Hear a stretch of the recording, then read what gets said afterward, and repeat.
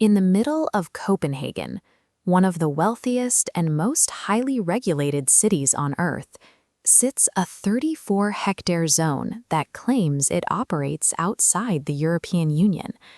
Curious, slightly ironic.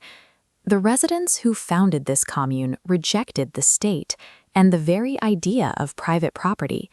Yet, to keep their homes, they eventually spent millions of dollars to buy the land, and they intentionally invited riot police to bulldoze their most famous street.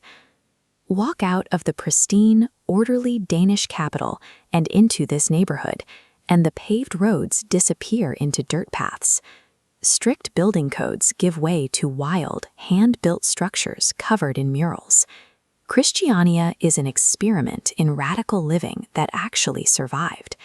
But its survival provides a look at the brutal, ironic cost of defending absolute freedom in the real world. In 1971, Copenhagen faced a severe housing shortage.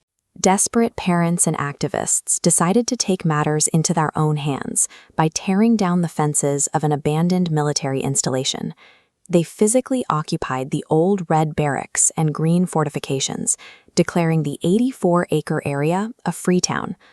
The new society established its own internal logic: no taxes, no landlords, and a complete rejection of urban planning. Residents built their homes out of scrap material, creating a vibrant, unregulated neighborhood. Erasing state authority and capitalist structures created a total power vacuum, leaving the peace of the neighborhood entirely dependent on the shared values of its residents. By the 2000s, the Danish government issued an ultimatum to the squatters. They had to face mass eviction so the state could reclaim and develop the highly valuable real estate they were sitting on. Against a rapidly approaching eviction deadline, they had to raise 76 million Danish kroner. To raise those funds, these anarchists were forced to form a foundation, hire lawyers, and sign formal real estate contracts. When the transaction finally closed in 2012, the residents shed 40 years of illegal squatting. They officially became landlords. They defeated the capitalist system threatening to bulldoze their homes, but only by buying into it. The second major threat came from within. Christiania had established Pusher Street, originally intended as a peaceful hub for sharing cannabis among the hippie community. This animated map illustrates how that local market was hijacked. Because the commune refused to allow police inside, highly organized international biker gangs moved in. They overtook the decentralized local revenue streams and centralized the drug trade under syndicate control. The gangs brought extreme violence. Turf wars escalated over the years, peaking in August of 2023 when a shooting on Pusher Street left one person dead and 4 others injured.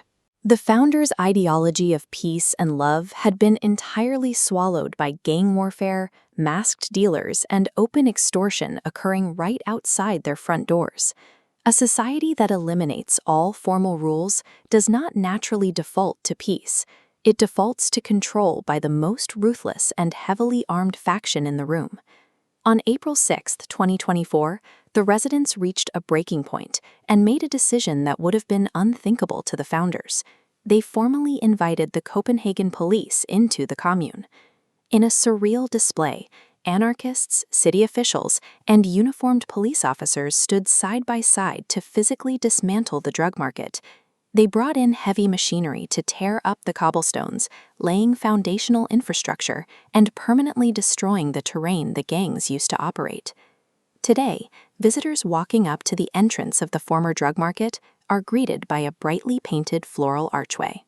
The signs explicitly announce that the street is closed and ask tourists to stop buying hash. To protect their families and salvage the soul of their community, the residents realized they had to sacrifice their most famous, lawless street. Christiania has transitioned from a rebellious adolescence into a mature, self-sustaining community. Without the constant threat of gang extortion, the space is actively returning to its roots, focusing on art, culture, and cooperative living. The survival of the Freetown ultimately came down to the residents taking ownership of their own rules to build a functional reality for themselves.